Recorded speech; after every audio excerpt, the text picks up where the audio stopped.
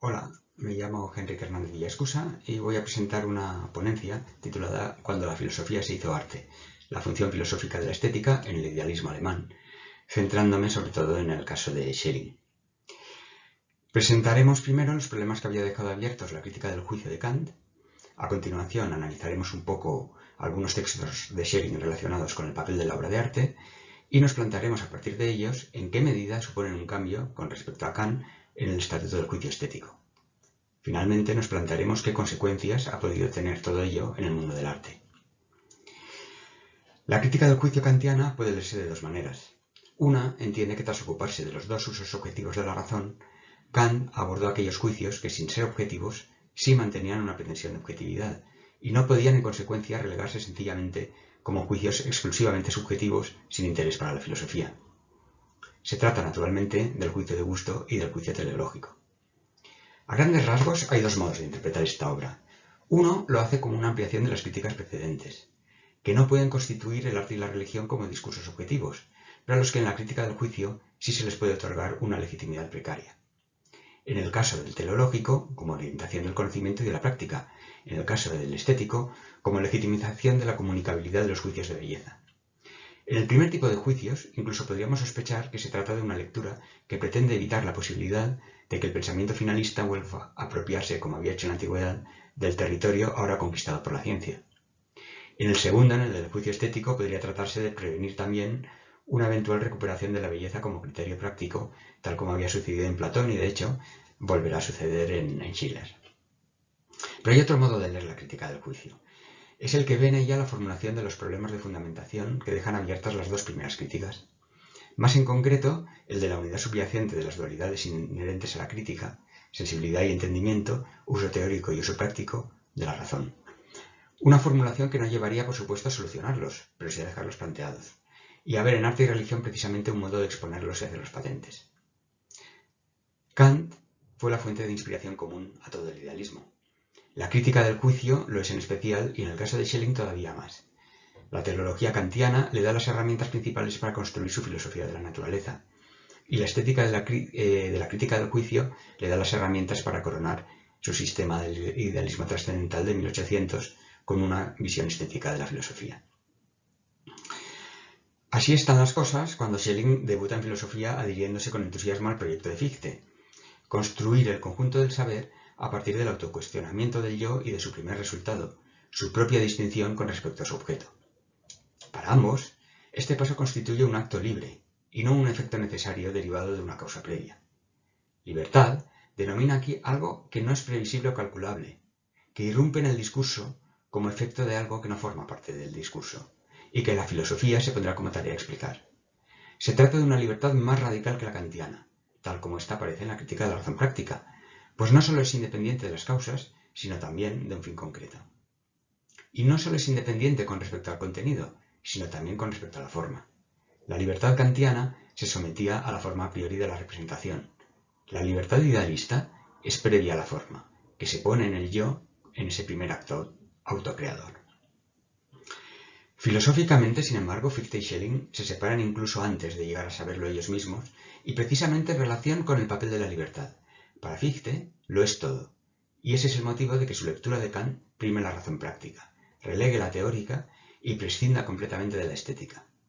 Schelling, en cambio, rápidamente intuye que la filosofía ha de considerar la autoposición del yo desde dos perspectivas, la de la libertad, sí, pero paralelamente la de la naturaleza. Y lo hace porque ha visto en la noción de organismo, planteada por la parte teleológica de la crítica del juicio, la herramienta para concebir una naturaleza autónoma y autogeneratriz. Para Schelling, yo y naturaleza son dos caras de una misma moneda. O mejor dicho, son dos espejos enfrentados que se reflejan mutuamente. Podemos verlo en el siguiente fragmento. La naturaleza debe ser el espíritu visible, el espíritu la naturaleza invisible. Cada uno deviene imagen del otro, aunque cada uno a su modo. El espíritu piensa en la naturaleza, mientras que la naturaleza sensibiliza el espíritu y con él la libertad por la que se separa de la naturaleza. Ahora bien, con esto estamos viendo conceptos kantianos de la parte estética de la crítica del juicio. El de organismo constituye uno de los esenciales de su parte teleológica, y su autonomía, ser su propio fin, lo convierte en el mejor símbolo posible de la libertad del espíritu. Volveremos más tarde sobre el significado de esto. Ahora bien, esto tiene un resultado diferencial con respecto a la filosofía kantiana. La parte estética de la crítica del juicio toma siempre como referencia la multiplicidad de obras de arte que colecciona la tradición. Schelling, al tomar como referencia a la naturaleza como un todo, ha de traspasar esa totalidad también a la belleza. La obra de arte, pues, ha de ser una. Lo que tenemos aquí es un texto de las últimas páginas del sistema del idealismo trascendental. La alusión al mundo real que nace de la misma oposición originaria de la que ha de surgir también el mundo del arte, que ha de ser pensado igualmente como una única gran totalidad, claramente constituye el reconocimiento de que la posición originaria entre yo y no yo es el fundamento tanto del organismo como de la obra de arte. La conclusión aquí es que esa identificación hace que la obra de arte deba constituir también una totalidad, y ese infinito que presenta no puede presentarlo, como dice, citando, nunca por el objeto singular. Por eso Schelling especifica a continuación, como vemos aquí, que sólo hay propiamente una única obra de arte absoluta, que si bien puede existir en ejemplares por entero diferentes, sólo es una única, aunque todavía no exista en su forma más originaria. Toda obra particular es sólo una versión provisional de la definitiva, parte del camino. Esto de hecho refleja en cierto modo algo que ocurre también en el conocimiento. Y lo vemos aquí en el segundo texto. Toda teoría, pues, implica el rechazo o frustración de una acción. Es siempre expresión de una impotencia, de la imposibilidad de vencer un obstáculo que el sujeto encuentra en la expansión de su actividad. Más tarde discutiremos la importancia de este reflejo. Es necesario recordar que en Schelling el yo no es un punto de partida. Opera más bien a modo de fin final en el sentido que esta noción adquiría en Kant. La consecuencia de ello es que resulta más adecuado hablar del yo como proceso, como devenir. La expresión ponerse el yo es el planteamiento de una exigencia. Es el modo que tiene Schelling de entender las ideas kantianas y sus postulados prácticos, lo que le permite seguir considerándose kantiano. La cuestión entonces es que ese carácter procesual debe convenir también a la obra de arte, como medio para presentar una vida entera infinita y reflejarla mediante múltiples espejos. Igual que el organismo constituye un todo, pero ese todo solo se presenta parcialmente a la intuición, que ha de transitar de representación en representación buscando siempre la mayor generalización posible, del mismo modo las obras de arte se suceden y empujan, tanto al artista como a quien contempla su obra, siempre más allá de cada obra de arte en particular. La creación de la obra de arte es un proceso por el que el artista ha querido superar una representación particular, lo que llamamos la literalidad de la obra, aquello que podría ser objeto de descripción, por ejemplo, en un cuadro, pues en el espectador el sentimiento de belleza le asalta cuando intuye que más allá de esa literalidad, de lo que el cuadro representa, el artista apunta a algo superior e indefinible que pretende alcanzar. Es decir, que el espectador cambia también el carácter procesual de la obra. Se trata sin duda de un modo particular de interpretar Schelling la pretensión de objetividad propia del juicio de belleza, que no llega sin embargo nunca a tener éxito como juicio determinante de objetos, o si lo hace, desaparece el sentimiento de belleza.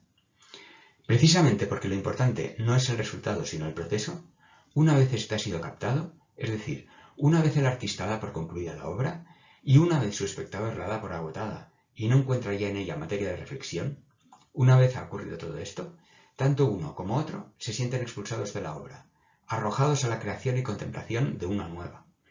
Porque quedarse en la anterior supondría la renuncia al devenir, la muerte, tal como lo había caracterizado Schelling en sus ideas para una filosofía de la naturaleza. Aquí hay una suerte de rito sacrificial, por el que el artista solo puede comprender la vida matándola en la representación. Por supuesto, se trata de un eco de lo que también ocurre en el conocimiento. Cualquier ciencia que fija una explicación sin atender a su carácter esencialmente provisional y en devenir, es incapaz de entender el proceso, la vida. Y lo mismo ocurre con el arte. La exigencia de que la obra de arte sea solo una, solo puede satisfacerse si se la concibe como obra en devenir, y todas las obras particulares se experimentan como casos particulares de ese devenir, al modo en que en Kant las representaciones particulares son casos particulares de una idea de mundo que de suyo es inaprensible, pero que así orienta el conocimiento. En relación con el juicio estético, Kant no hablaba de representación, sino de símbolo. La diferencia consiste en que mientras que en la primera la imaginación sintetiza la pluralidad de sensaciones según un concepto determinado del entendimiento, en el segundo, en el símbolo, esta síntesis fracasa, no llega a llevarse a cabo. Pero se trata de un fracaso particular, en el que la razón se detiene, podríamos decir que se recrea, sin volver inmediatamente su mirada hacia una nueva representación posible, como sí ocurre en el conocimiento. Cuando el conocimiento teórico fracasa en la conceptualización de la experiencia, busca nuevas experiencias. El artista, en cambio, permanece en lo que Kant llamó el libre juego de las facultades. Lo mismo ocurre con quien contempla la obra. No cualquier experiencia, por supuesto, merece semejante detención, sino que precisamente juzgamos como bellas aquellas que nos retienen a pesar de no dejarse conocer. ¿Por qué? La respuesta de Kant fue un tanto vaga, y no se derivaba de ella el reconocimiento de un estatuto especial a la obra bella. Apuntó que ese libre juego de las facultades era el único modo en que podíamos experimentar el funcionamiento de las facultades cognoscitivas como tales, independientemente del objeto que intentaban determinar, pero sin éxito. Al crear, el creador se hacía consciente de que operaba en él algo que estaba más allá de lo sensible, pero sin poderlo determinar. Schelling se acoge a este elemento y convierte así la facultad estética en una facultad que hace patente la exigencia de unidad de la razón, que el yo pone ante sí mismo objetos para comprenderlos en el sentido más radical de comprender, integrarlos en ese sistema que es el yo. Si aplicamos esto a la naturaleza como un todo, al sistema total de las representaciones, entendemos que la conclusión coherente sea que constituya un símbolo del propio yo. En este texto, del final del sistema del idealismo trascendental, parece entenderse que el arte lleva a cabo una unificación de lo que la filosofía considera separado. En lo bello, la naturaleza deja de ser naturaleza, deja de ser objeto y un motivo de conflicto para mis facultades teórico-prácticas. Dejan de ser, nos dice este texto, lo que son para el filósofo, pero porque realizan esa unión a la que el filósofo aspira. En este sentido, parece claro que con Schelling el arte adquiere un papel relevante con respecto a la filosofía, como única experiencia que, no siendo teórica, porque no llega a producirse la síntesis de la imaginación, bien puede considerarse una suerte de experiencia filosófica, experiencia de la unidad, pero experiencia también de las dualidades propias de la razón, sensitivo-intelectual y teórico-práctica. Ya que recordemos, se trata de una experiencia provisional de la armonía que tarde o temprano se ha de abandonar en beneficio de la búsqueda de una nueva obra. Por eso llega Schelling a afirmar que la filosofía del arte es el verdadero órgano de la filosofía. A modo de conclusión, cabría preguntarse si esto ha tenido consecuencias para la concepción del arte a partir de Schelling. Para responder a ello, primero hemos de tener en cuenta hasta qué punto varía en lo que hemos leído el concepto mismo de producto artístico. Efectivamente, desde el tiempo de Schelling, las llamadas bellas artes han transitado desde un concepto todavía predominantemente figurativo hasta el dominio actual de la abstracción. Este desapego con respecto al objeto de la representación teórica que representa el abandono de la figuración, del llamado realismo, podría entenderse ya como un progreso del arte en la dirección marcada por Schelling. Lo mismo ocurre con la música y su relativización de las reglas de la armonía, o lo que podríamos decir también de la poesía. Ahora bien, cuando Kant hablaba de arte, su referencia era esta última, la poesía, que para él constituía la superior de entre las artes por estar menos ligada a lo sensible y más al concepto. Algo parecido ocurre en Schelling. Su filosofía del arte derivará en una filosofía de la mitología. Y esto no es irrelevante. No se trata solo de que también Schelling reserve un lugar privilegiado a la poesía, sino de que precisamente la poesía que toma como referente es la que trata del tema mitológico. ¿Por qué? Porque es donde encuentra esa pretensión de totalidad que hemos visto que es inherente a la creación. La mitología para Schelling es la mitología antigua y la religiosa, por supuesto. Lo que ocurre es que entonces parece diluirse la frontera entre mitología y ciencia. Si la naturaleza orgánica expone el problema de la unidad de la razón, como también lo hace de la obra de arte, ¿no sea la ciencia misma un mito más? Estamos demasiado acostumbrados a plantear la distinción entre el discurso científico y el humanístico en términos de validez. Pero a finales del siglo XVIII, la ciencia todavía no había adquirido autonomía discursiva. Quizás sea este el motivo de que Schelling no declare expresamente algo que puede dar por supuesto, pero que para nosotros sí debería ser motivo de reflexión acerca de los límites y relaciones entre arte, ciencia y filosofía. Resumiendo, podríamos decir que Schelling ha encontrado en la crítica del juicio de Kant la solución a los problemas que planteaban las dos primeras, en concreto, haciendo de la obra de arte lo que podríamos denominar un producto filosófico. Igual que Schelling ha tenido que interrogar con profundidad los textos de Kant, nosotros hemos tenido que hacer lo propio con los de Schelling, ya que él da por supuesta una comunicación entre ciencia, arte y filosofía que para nosotros se ha perdido, pero que si la recuperamos nos permitirá alcanzar una nueva comprensión no solo de nuestro arte y su función, sino de la función de nuestros nuevos mitos contemporáneos en el terreno de la ciencia, la tecnología o incluso de la psicología. Muchas gracias.